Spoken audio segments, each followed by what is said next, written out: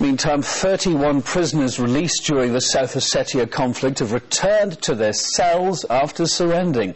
They're among 100 set free by prison guards when Tskhinvals came under fire last month. Leah Ferguson went to find out what made them return to complete their sentences. The gate was opened, the prisoners set free.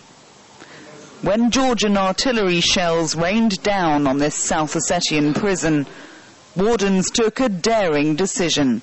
All inmates were released. Prison chief Valentin Gaborzov said inmates vowed to return, but he wasn't holding his breath. The war over, it was a sight to behold, he says, when prisoners one by one stepped back behind bars. I've worked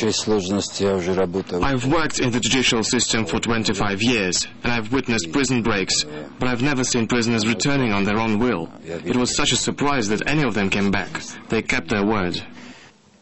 Prison officials didn't allow us to film inside, but they show us where Georgian rockets crashed into the jail's yard.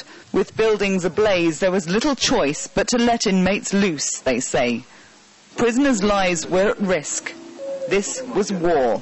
This returnee tells us his taste of freedom quickly turned sour. He was released into a world of chaos and was compelled, he says, to take up arms and defend his homeland. I took part in the war. I was given a gun, grenades and ammunition by locals. I felt it was my duty to defend my native city. Kazbek has 7 years left to serve of his 10-year sentence.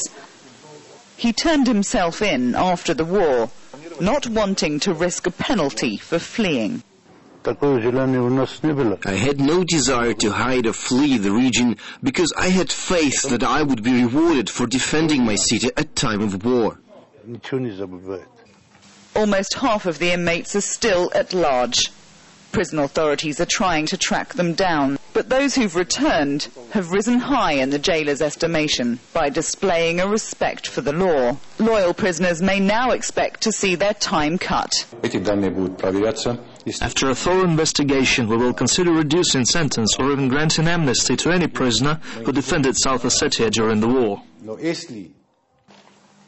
But for now, it's back to prison routine. Most inmates too shy to appear on camera. Well, it is remarkable that given that unique opportunity to flee, most of the prisoners chose to return voluntarily. They're just hoping now for some reward for their honesty and for their loyalty.